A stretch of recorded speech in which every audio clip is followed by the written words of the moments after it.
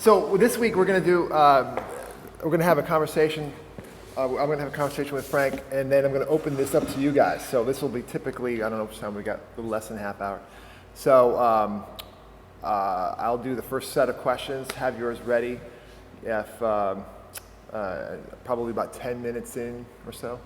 Dale, okay, sounds good. I'm not Matt Lauer. This is my first interview ever that wasn't just one-on-one.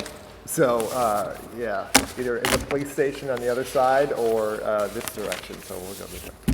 So Frank Dunn, welcome. Thank you very much, Dave. So Frank and I had an opportunity. I had an opportunity to have a conversation last week about what you do, and it was very fascinating. In terms of franchising, things like that. So let me just start off with, if you've ever considered, if anybody here has ever considered owning a franchise, know somebody who owns a franchise, have a business you're struggling with, you're thinking about what is it that you're after. Frank helps people figure that out in terms of if it's starting a business, perhaps it's buying a business from somebody else, or in his case, is franchising an opportunity for you. Right? So Frank, how long have you been doing that? Just celebrated my 6-year anniversary on Monday. Right, and what did you do before that? The previous 8 years I had worked for a Big Four accounting firm. So a little different, or how does that? Very different, yes indeed. How is what you do, how did you get into this part of the business?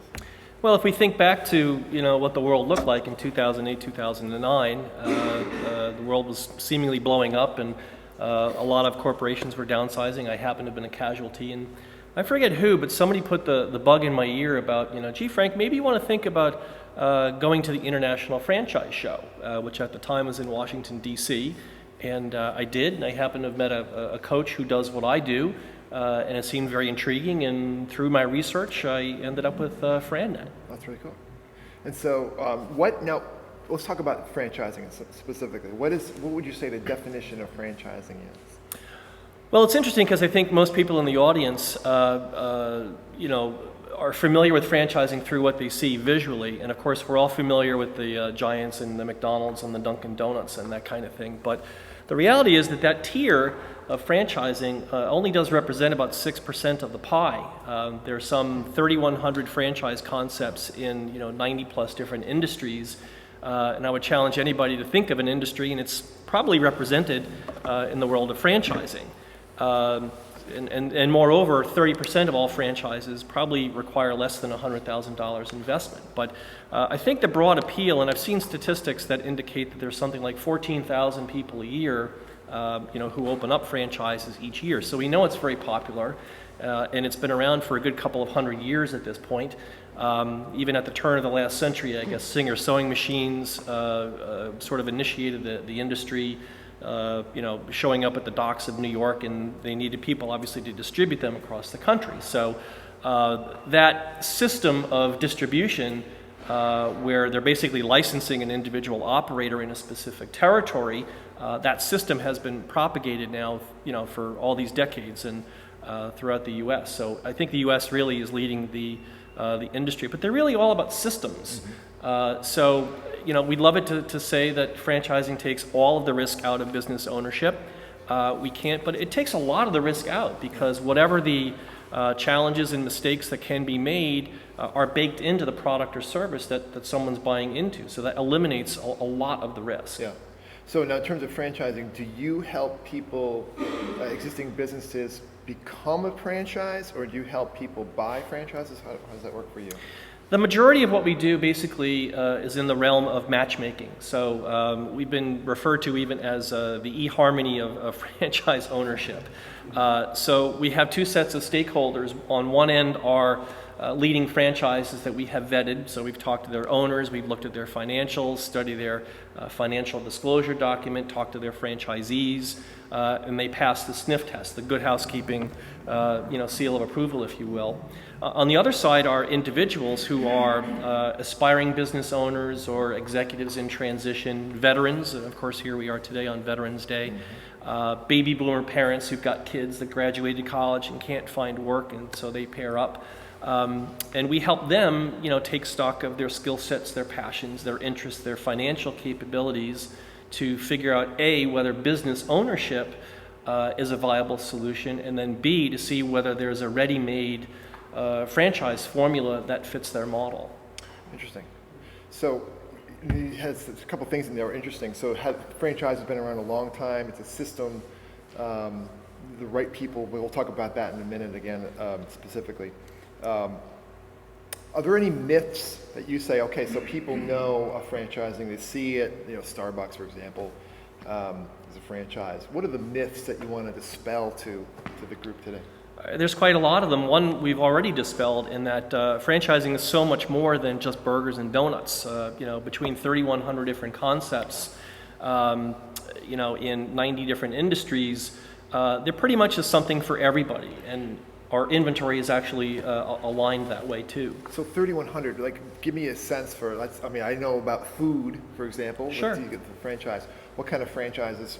3,100 is a lot of different things. What kind of things? It is. It's everything from, floor coverings to disaster relief to, frozen yogurt to residential cleaning, commercial cleaning, direct marketing, really just about anything, even forensic accounting type franchises too. So there's very little left in the economy that somebody has not discovered through a franchise. Yeah, interesting. Okay. Are there particular franchises that, and we'll get to this a little bit more too, but is it timely to have a certain type of franchise? For example, 2008, 2009, would there have been a different franchise model or franchise type that would resonate generally, that would work? Sort of like stocks and bonds, when do you do stocks and bonds? Is there certain things like that for franchising, or is it doesn't really matter, it's more like dollar cost out, putting Sure. the money in regardless of the market? How does that work with franchising?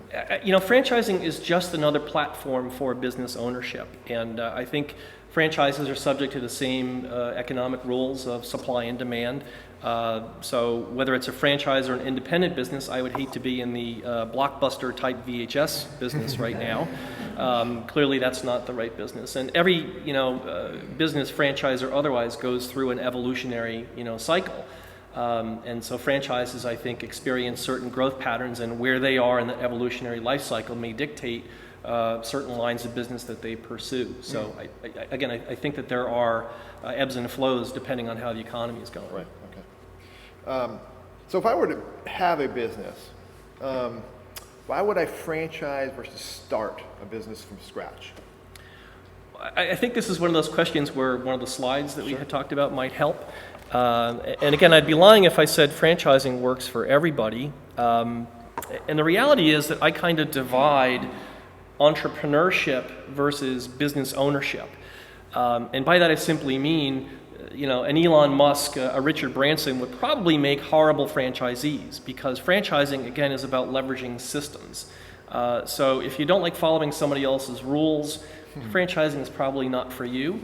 But the starting point for most people, I think, begins with this slide here, which basically talks about a certain set of questions that you really need to answer. And if you can find a business that identifies that which you love and that which the world needs, of course there being demand, and that which you can be paid for, and that which you're good at, if you can hit the center spot of those four concentric circles, you found yourself a pretty good business.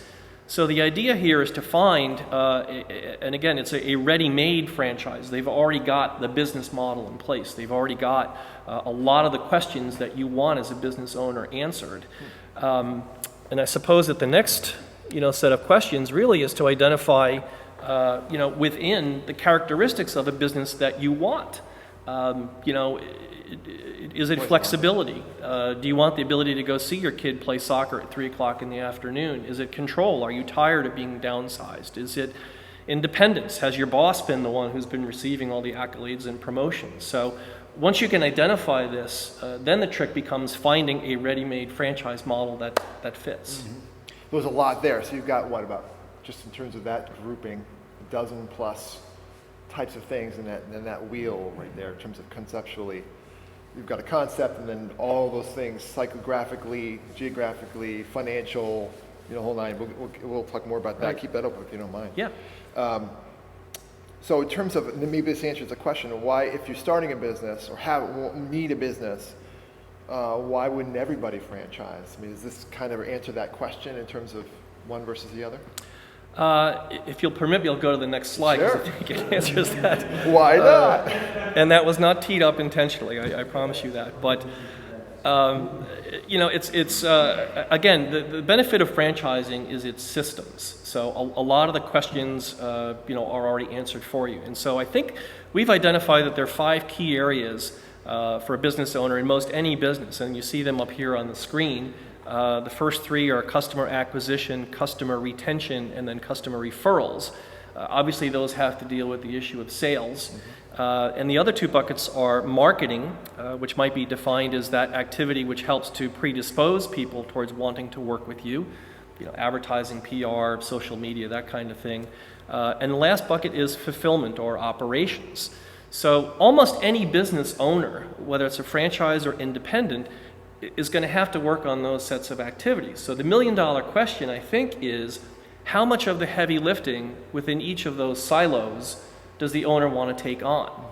And this might be the benefit of franchising for a lot of people, because they're going to get assistance with each of those areas. And so whether it's in training, infrastructure, support, mentoring, real estate assistance, those are all sorts of things that the franchises are going to help with. Okay. Would some be more than others? In other words, some franchises more lay off more than others, let you do what you want to do with the exception of a few things, or how does that flow? Franchising in that sense is like dating. They're not all the same way. So you're going to find certain franchises excel in certain areas, and again, depending on where they are in their evolutionary life cycle, maybe some of them have perfected real estate patterns, as opposed to a brand spanking new up and coming franchise, which is just kind of feeling its oats. Right.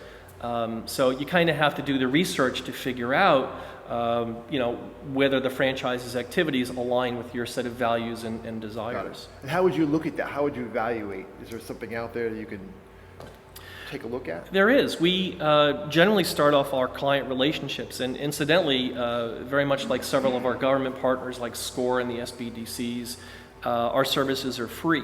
So we're kind of subsidized by the franchisor community, and we basically help vet a lot of the candidates. And so we're going to help them take stock of their skill sets, passions, interests through a self-assessment questionnaire. And it's going to basically identify what their preferences are. So in the previous slide, we looked at the characteristics. So we're going to want to know, is somebody more partial to working from home, or would they rather be in an office? Are they good at sales? Are they better at customer service? Do they want employees? Would they rather be a solopreneur? And then slowly but surely, like a paint by numbers process, you uncover what that person's business model looks like. That's very interesting. You've got that available for people as well. Do you have that? Yes, and there's another slide actually, Okay. which I'll show here. Shocking. I want you to read that from the back. Yeah, that's right. Well, we'll offer this up in a little bit. So that's a good question. How much time do we have, Dale? Okay, good. So I'm going to open this. I've got a whole bunch of other questions. I'm going to open this up to the group.